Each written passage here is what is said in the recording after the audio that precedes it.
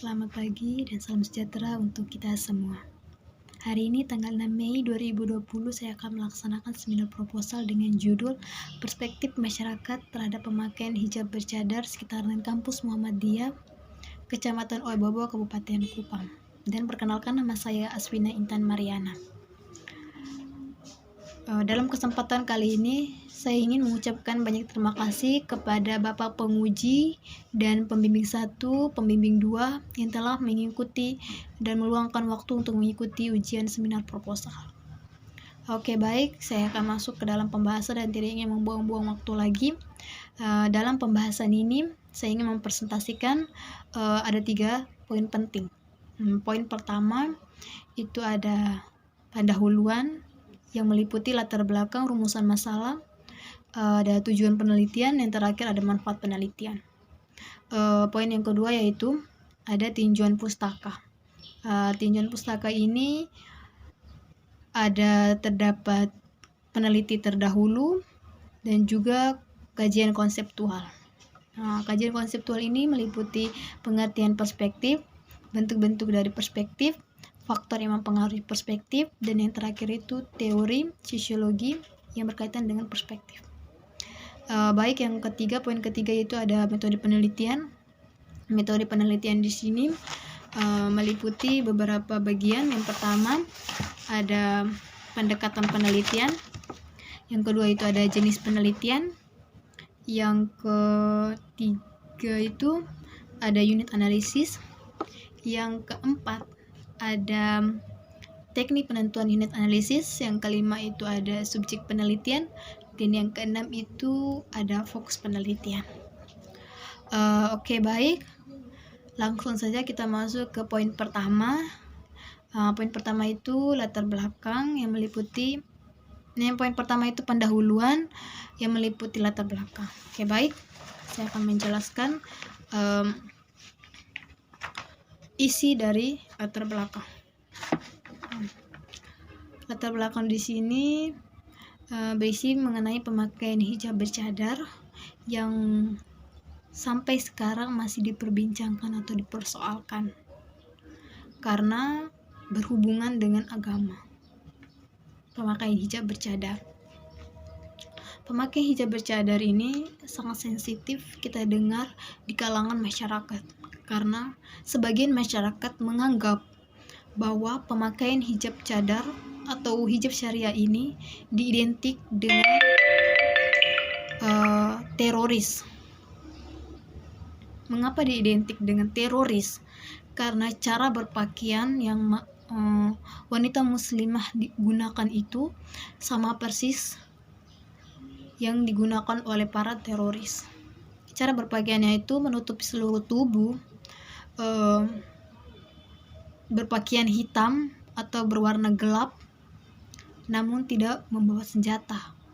Sedangkan para teroris menggunakan pakaian seperti itu, tetapi ditambah dengan membawa senjata seperti pistol atau juga senjata tajam.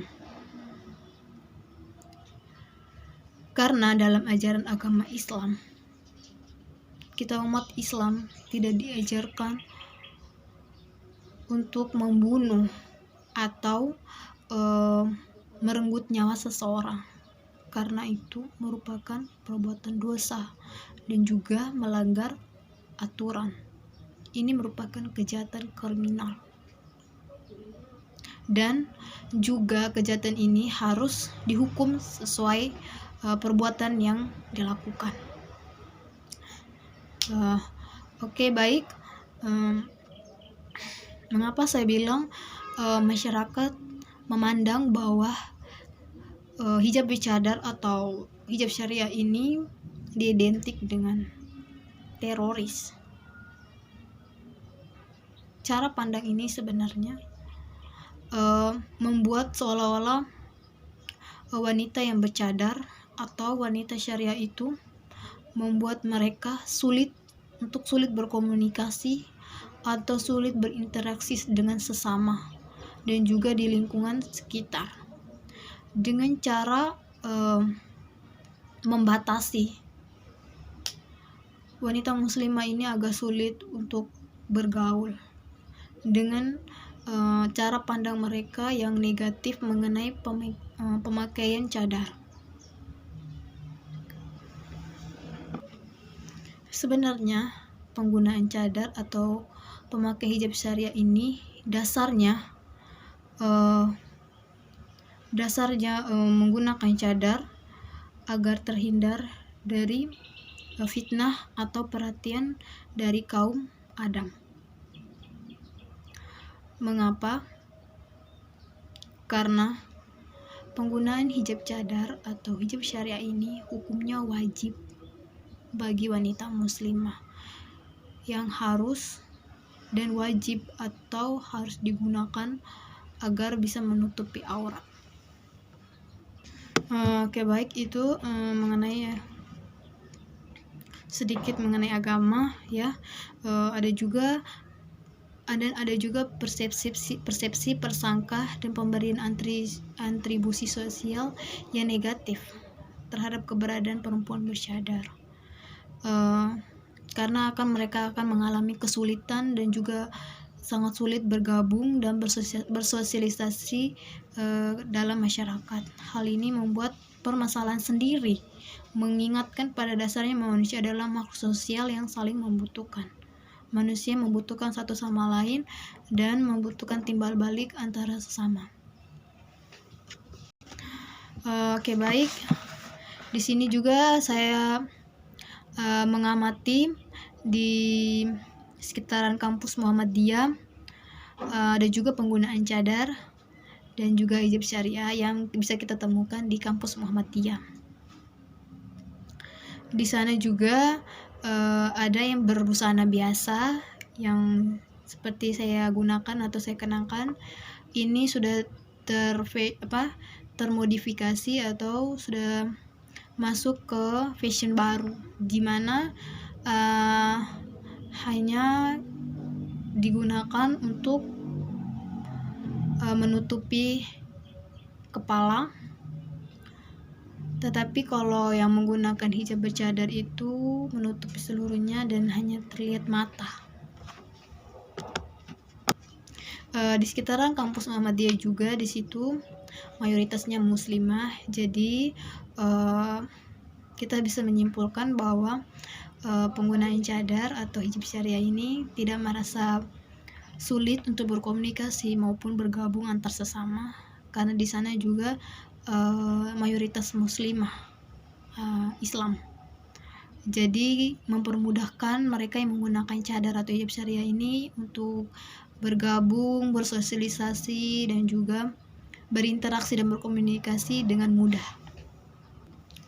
Oke, baik, kita akan masuk di poin yang berikut, itu ada rumusan masalah. Rumusan masalah ini berisi bagaimana perspektif masyarakat terhadap pemakaian hijab bercadar di sekitaran kampus Muhammadiyah, Kecamatan Oebobo, Kabupaten Kupang. Yang berikut diikuti dengan tujuan penelitian. Tujuan penelitian di sini bertujuan untuk mengetahui, menggambarkan, dan menjelaskan perspektif masyarakat terhadap wanita bercadar di lingkungan atau di sekitaran kampus Muhammadiyah Kecamatan Oebobo, Kabupaten Kupang. Dan yang terakhir di sini ada manfaat penelitian. Manfaat penelitian di sini ada dua bentuk ya. Yang pertama secara teoritis. Secara teoritis di sini di mana memberikan informasi dan pengetahuan seputar masyarakat terhadap pemakaian hijab bercadar di sekitaran kampus Muhammadiyah Kecamatan Oebobo, Kabupaten Kupang.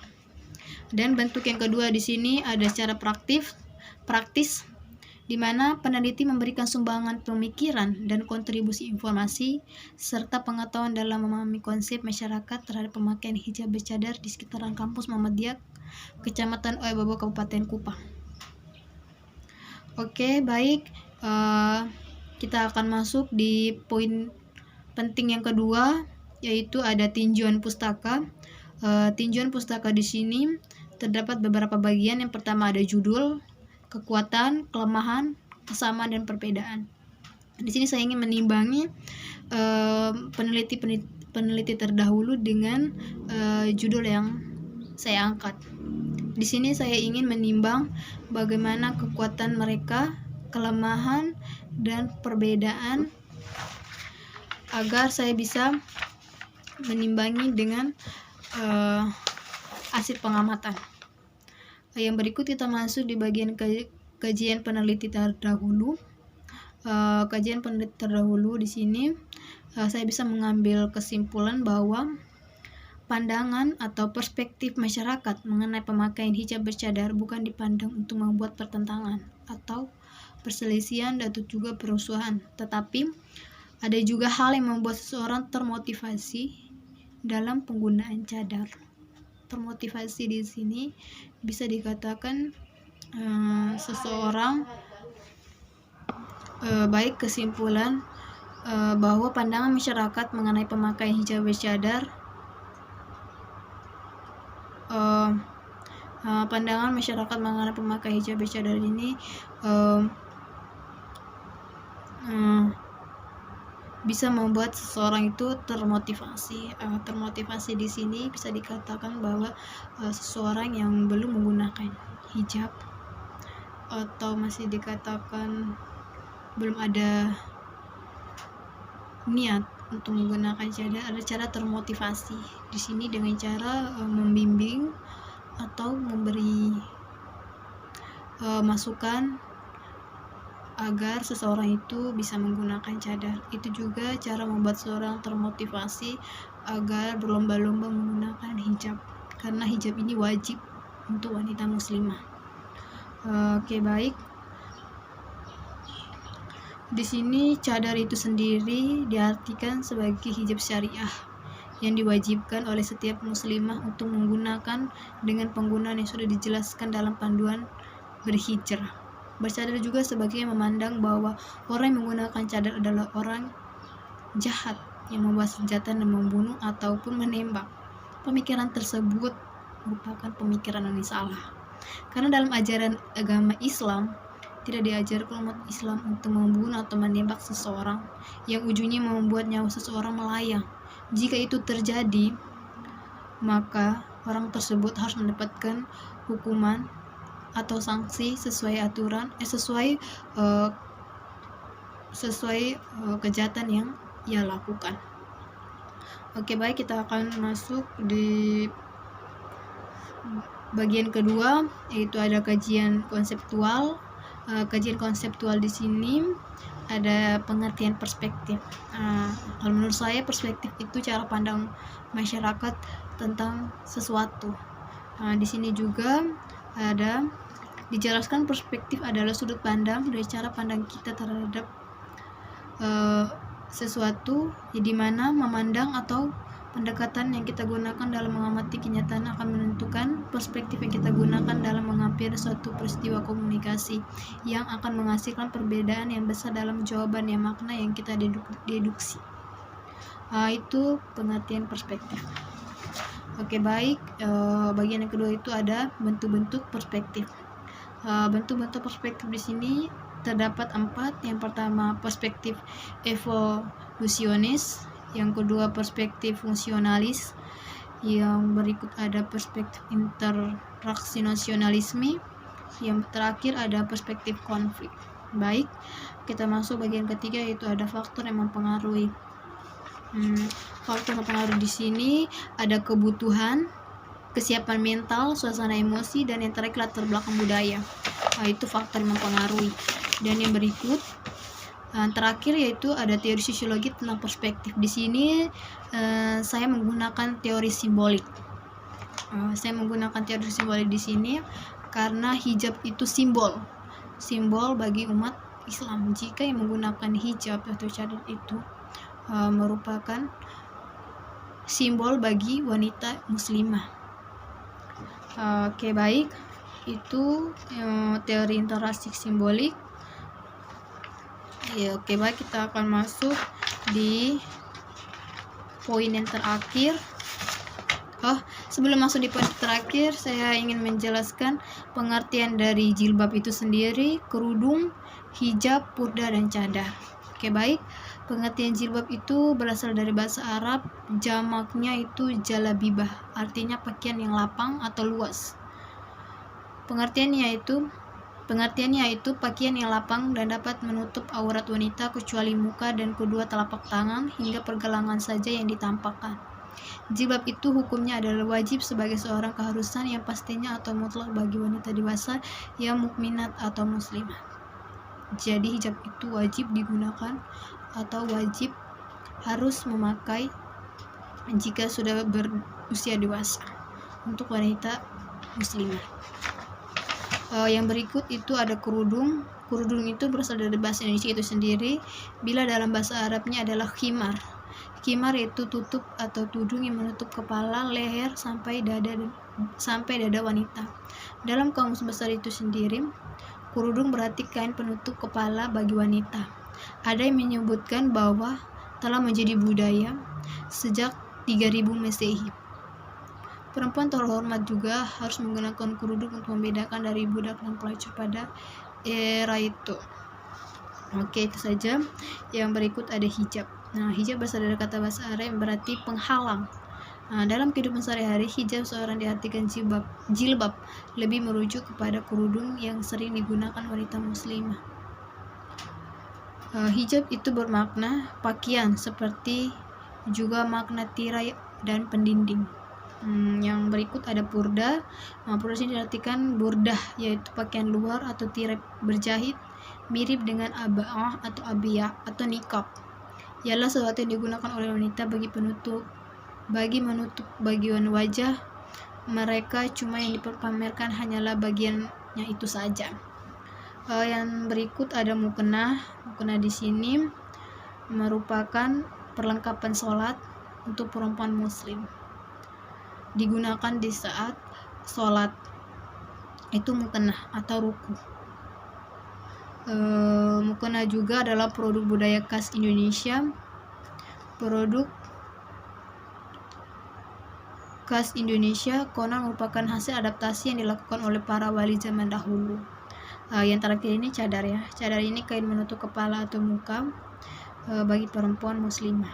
Niqab itu dalam bahasa Arab adalah istilah syar'i atau cadar, yaitu sejenis kain yang digunakan untuk menutupi wajah. Niqab dikenakan oleh sebagian kaum perempuan muslimah sebagai kesatuan dengan jilbab. Niqab banyak dipakai wanita di negara-negara Arab sekitar Teluk Persia seperti Arab Saudi, Yaman, Bahrain, Kuwait, dan Qatar. Itu cadar hanya selai kain yang menutupi hidung dan juga mulut. Itu cadar. Oke, baik. Kita akan masuk di bagian poin terakhir. Poin terakhir di sini ada metode penelitian. Metode penelitian di sini yang pertama itu ada pendekatan penelitian. Di sini saya menggunakan pendekatan kualitatif karena saya memaparkan teori simbolik ya tadi ya. Saya sudah menjelaskan saya menggunakan teori simbolik. Pendekatan ini merupakan pendekatan Verstehen atau pemahaman dari dalam. Berikut ada jenis penelitian. Oke, baik, jenis penelitian di sini saya menggunakan penelitian deskriptif atau penjelasan. Memberikan penjelasan yang akurat dan didampingi oleh data yang diambil. Penelitian deskriptif ini sejalan dengan pendekatan kualitatif, setara. Lebih banyak memaparkan data-data yang diperoleh daripada angka. Oke, baik. Yang berikut ada unit analisis. Unit analisis di sini ada 3, yaitu ada observasi lapangan, yaitu cara mengumpulkan data yang dilakukan melalui pengamatan dan pencatatan gejala-gejala yang tampak pada objek penelitian. Yang berikut ada wawancara teknik pengumpulan data, itu menggali informasi dengan mengajukan tanya jawab atau percakapan secara langsung dengan sumber atau data informan yang telah ditentukan berdasarkan daftar panduan wawancara. Yang terakhir ada studi keputusan, itu merupakan dokumen-dokumen yang berkaitan dengan permasalahan diteliti. Oke, baik. Berikut ada teknik penentuan unit analisis. Di sini terdapat reduksi data, penyajian atau display, dan menarik kesimpulan. Berikut ada subjek penelitian. Di sini saya meneliti masyarakat di kelurahan sekitaran kampus Muhammadiyah Kecamatan Ebobo Kabupaten Kupang, serta mempunyai referensi kuat dalam memberikan data. Maka dari itu difokuskan pada masyarakat di sekitaran kampus Muhammadiyah Kecamatan Ebobo Kabupaten Kupang, dilakukan dengan menggunakan teknik purposive atau sampling, di mana pengambilan sampel berdasarkan pada kriteria atau pertimbangan. Oke, baik. Yang terakhir di sini ada fokus penelitian. Fokus penelitian di sini sangat penting dalam penelitian kualitatif karena akan membahas studi sehingga dapat memandu dan mengarah jalannya penelitian. Oke, baik. Perspektif masyarakat yang timbulkan dari penggunaan cadar hal ini di lingkungan di sekitaran kampus Muhammadiyah itu ada dua perspektif ya, ada perspektif negatif, ada juga perspektif positif. Di sini ada perspektif negatif, yaitu adanya penolakan warga terhadap wanita bercadar sebagian. Dan kalau yang perspektif positif itu setuju dengan adanya wanita bercadar di lingkungan sekitar. Oke, sekian dari hasil seminar proposal yang bisa saya sajikan. Sekian dan terima kasih.